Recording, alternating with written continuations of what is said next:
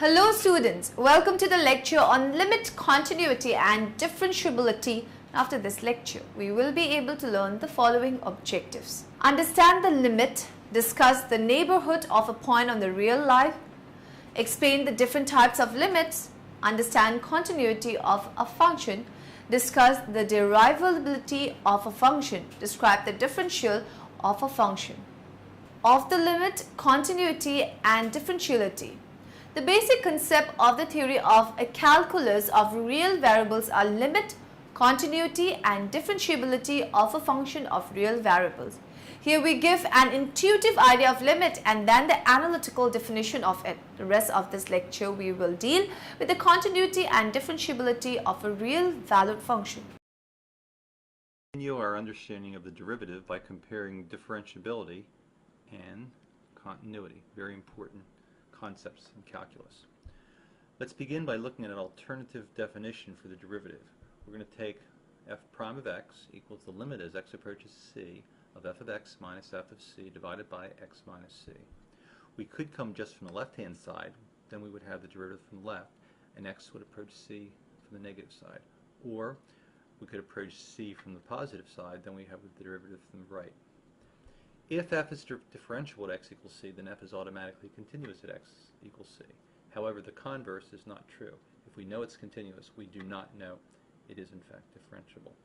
Let's look at the equation f of x equals x to the 2/3 at x equals 0. Here's a graph of what we have. We want to decide, is it continuous? And it appears not to have to pick up our pencil. What about derivative? We also want to analyze the derivative, which has to do with the slope of the curve. So let's begin by limit of f of x as x approaches c.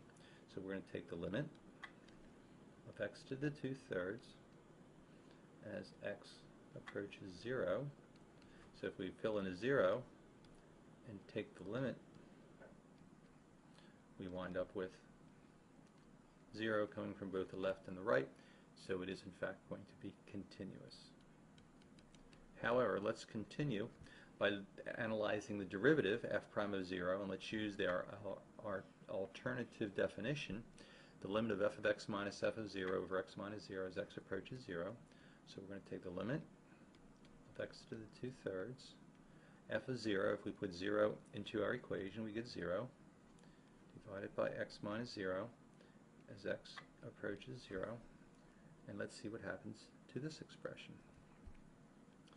So we wind up with the limit, and this can be simplified to 1 over x to the 1/3.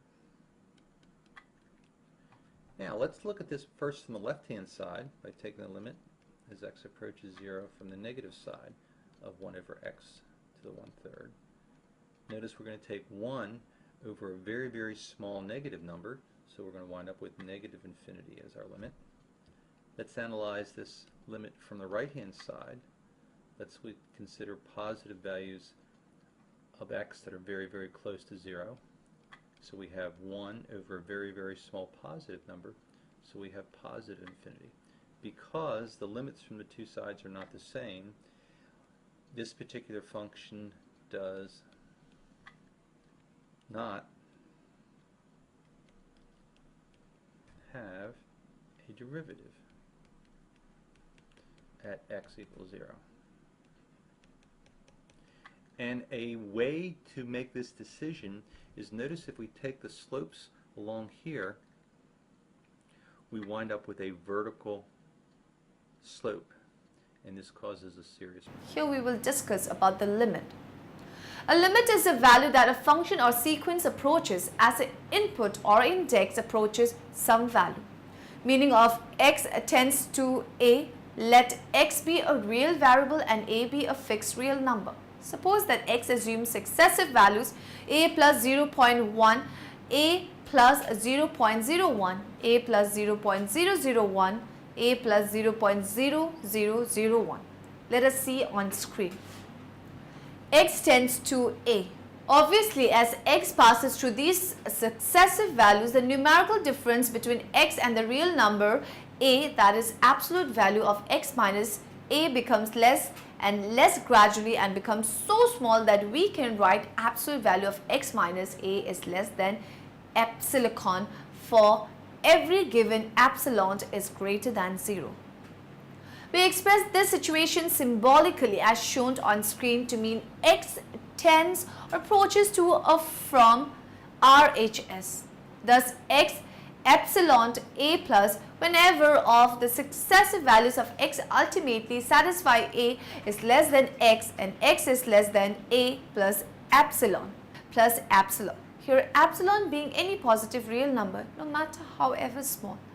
Again, suppose the real variable x assumes successive values a minus 0.1, a minus 0.01, a minus 0.001, a minus 0.0001. As x passes through these successive values, the numerical difference between x and the real number a, that is absolute value of x minus a, becomes less and less gradually and becomes so small that we can write the absolute value of x minus a is less than epsilon for every pre-assigned epsilon is greater than O. We express this situation symbolically as seen on screen and read as x tends to a from LHS. Thus, x tends to a from LHS whenever the successive values of x ultimately satisfy a minus epsilon is less than x and x is less than a is tends to being any positive real number. Meanings of x tends to infinity and x tends to minus infinity. If a real variable x assuming positive values only increases without limit, that is, it assumes values in such a way that the successive values ultimately become and remain greater than any pre-designed arbitrary positive real number m, no matter however large, then we say that x tends or approaches to infinity.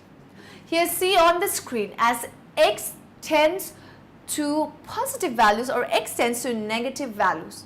If a real variable x assuming negative values only increases numerically without limit, that is, it assumes values in such a way that its successive values become and remain less than minus m, where m is any pre-assigned arbitrary positive real number, no matter however large, then we say that x tends to minus infinity. This is denoted symbolically as shown on screen. It is noted that in reality, there exists no number such as positive infinity or negative infinity towards which x approaches. These are only symbols to mean that the value of x increases or decreases without limit. Here we will discuss about the neighborhood of a point on the real line. Let A be a point on the real line, that is, a line on which points are denoted by real numbers and vice versa in an ordinary manner, and delta greater than 0 be a real number. The delta neighborhood of a point A denoted by n delta A or simply by NA is defined as the internal as shown. The deleted delta neighborhood of the point A is obtained by deleting the point A from n delta A.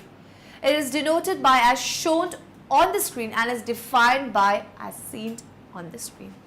Limit of a function is a real valued function f of x of a real variable x is said to have a limit L if for any pre-assigned arbitrary positive number epsilon. No matter however small, there corresponds a positive number delta such that absolute of function f of x minus L is less than epsilon. See on the screen. The meaning is that for every neighborhood of L, there exists a deleted neighborhood of A such that f of x is in for every x in excluding x equal to A. This definition does not require the behavior of function f of x at x equal to A. Geometrically, this means that for every x in the two open intervals as seen on the screen, the graph of f of x lies between the horizontal lines y equal to 1 minus epsilon and y equal to 1 plus epsilon. Let's now talk about the different types of limits. A function f of x is said to tend to A if for any pre-assigned positive number n, however large it may be, there exists a greater than 0 such that f of x is greater than n. This is symbolically expressed as shown. A function f of x is said to tend to minus a if for any pre-assigned positive number n, however large it may be, there exists a greater than 0 such that minus f of x is greater than n. This is symbolically written as shown on the screen. A function f of x is said to have a limit 1 as x tends to a if for any pre-assigned positive number, no matter however small, there exists a positive number m, however large it may be, such that absolute value of f of x minus 1 is less than absolute for x greater than m. This is symbolically written as shown on the screen. A function f bracket x is said to have a limit 1 as x tends to minus a if for any pre-assigned positive number, however small it may be, there exists a positive number m, however large, such that absolute value of f of x minus 1 is less than absolute for minus x greater than m. This is symbolically written as shown on the screen. A function f of x is said to tend to a if for any given positive number n, there exists a positive number m such that f of x greater than n for x greater than m. This is symbolically written as shown on the screen. Take a look at some of the standard limits shown on the screen. Here we will discuss about the continuity of a function. Continuous function is a function for which intuitively small changes in the input result in small changes in the output. Otherwise, a function is said to be a discontinuous function. Continuity at a point. A real valued function f of x of a real variable x is said to be continuous at x equal to a provided the following three requirements are fulfilled. Number 1, f of a exists. That is, the function has a value at x equals to a. Number 2, limit f of x where x tends to a exists. And number 3, limit f of x equal to f of a. Continuity from the left. A function f of x is said to be continuous from the left at a point x equal a if limit f of x tends to minus a equals f of a, that is given absolute greater than 0. There exists a delta greater than 0 such that absolute value of f of x minus f of a is less than absolute for x is greater than a minus delta and less than equal to a. Continuity from the right. A function f of x is said to be continuous from the right at a point x equal to a if limit f of x equal to f of a, that is given absolute greater than 0. There exists a delta greater than 0 such that absolute value of f of x minus f of a is less than absolute for a less than equal to x and less than a plus delta. Alright, in this video we're going to determine continuity from a function. So I have this piecewise defined function right here. I have this thing, it kind of looks like a rational function, but it does have a square root in here. And so my function acts like this function. So f of x acts like this function everywhere except when x equals 0. Sometimes textbooks miss this, but x has to be greater than or equal to -9. Otherwise, you will be square rooting a negative, and that just doesn't work. But when x does equal 0, we're not allowed to plug in 0 into here because we'll divide by 0. So we have this little addition here that says, well, you know what? When x does equal 0, the y value will be 3. Now, we have that theorem that says the following functions are continuous.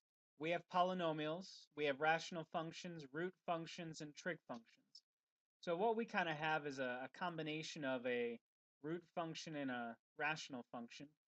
So my function is continuous over the domain. That means this function is continuous except when x is 0, because again, we divide by 0. But that's what this is doing. So now I just want to know, am I continuous at x equals 0? Okay, let's get started answering that question. So let me remove the theorem. Now, what's our requirement 1 for continuity? Does f of 0 exist? And that's exactly what this is saying right here. That's saying when you evaluate your function at 0, you should get 3. So yeah, my function exists at 0. Next, does the limit of f of x exist? Now notice that when I approach 0 from the left or the right, I am using this function right here. So I don't have to deal with a left and right hand limit because both of those limits are using the same function.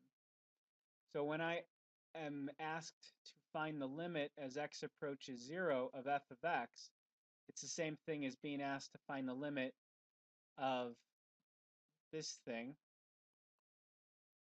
Now we've done plenty of practice problems where trying to find a limit. Now when you plug in 0, notice that you're going to get the square root of 9 minus 3 over 0, and that's 3 minus 3, that's 0 over 0. So we have that indeterminate, meaning that we probably can do something to this, factoring, conjugates, stuff like that, to be able to find the limit. And then in this example, what we're going to do is multiply top and bottom by the conjugate, because I want to get rid of that radical. So multiply top and bottom by the square root 9 plus x minus 3.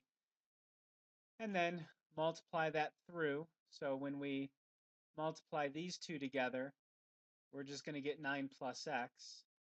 Remember that the whole point of multiplying by the conjugate is when you multiply these two together, this is a plus 3. When you multiply these two together, it will immediately cancel with these two. So I don't have to write those. And then finally, minus 3 times 3, and that's going to be minus 9. All over x, don't distribute the x into there, leave it alone. So x times, and then that conjugate. Okay, notice on the top we get 9 and then a minus 9, so those cancel. And we're left with the limit of x on top and x on the bottom. And my next step is, hopefully you see that the x's cancel. Let's go ahead and cancel those out. That's going to equal the limit as x approaches 0 of 1 over square root of 9 plus x plus 3. So now let's see what happens when I try plugging in 3. Or I'm sorry, when we plug in 0. So we're going to get 1 over the square root of 9 plus 0 plus 3. And the square root of 9 is 3 plus 3, so 1/6. So this is good news in terms of the requirements of continuity. Does the limit exist? It does. And it equals 1/6. The problem is the third condition. Does the limit of f of x equal f of 0? Well, in part 2, right here, we found that the limit equaled 1/6. And in part 1, we found that the f of 0 is 3. Now, these don't equal each other. So we're not continuous at x equals 0. Let us now discuss about derivability of a function. Let y equals to f of x be a real single-valued function defined in a closed interval and c be a point in, that is, a is less than c and less than b. If limit h tends to 0, f of c plus h minus f of c by h exists and finite, then the limit is called the derivative of f of x at x equal to c, denoted by f of c, or dy by dx at x equal to c, and we say that f is derivable or differentiable at x equal to c. Right hand and left hand derivatives. If limit h tends to 0, f of c plus h minus f of c by h exists, is called the right hand derivative of f of x at x equal to c, denoted by rf dash of c bracket or f dash of c plus 0 bracket. If limit h tends to 0, f of c plus h minus f of c by h exists, is called the left hand derivative of f of x at x equal to c, denoted by lf dash of c or f dash of c minus 0 bracket. Let's now talk about the differential of a function. If the derivative of a function f of x exists, the relation limit h tends to 0. F of x plus h minus f of x by h is equal to f dash of x. Defining the derivative is equivalent to the relation as shown at your screen. Here function f bracket x plus h minus f bracket x denotes the increment of the function f of bracket x. Therefore, when derivative of a function f of bracket x exists, the increment of f of bracket x consists of two parts. One part h of f inverse bracket x called the principal part or linear part, and the other part h called error. The principal part h of f inverse bracket h is known as the differential of the function f of bracket x denoted by d of f of bracket x. In particular, if f of bracket x equal to x, then equation 2 gives dx equal to h. Some important points. The differential of an independent variable is same as the increment of that variable. The differential of a dependent variable is not identical with its increment. Now in the end, let us summarize what we have learned in this lecture. The basic concept of the theory of calculus of real variables are limit, continuity, and differentiability of a function of real variables. A limit is the value that a function or sequence approaches as the input or index approaches some value. Meaning of x tends to a, let x be a real variable and a be a fixed real number. These are only symbols to mean that the value of x increases or decreases without limit.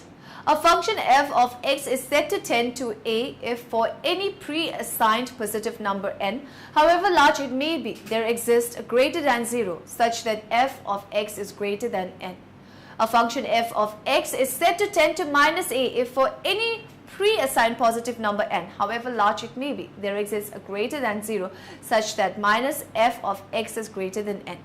A function f of x is said to have a limit 1 as x tends to a if for any pre-assigned positive number, no matter however small, there exists a positive number m, however large it may be, such that absolute number of f of x minus 1 is less than epsilon for x greater than m.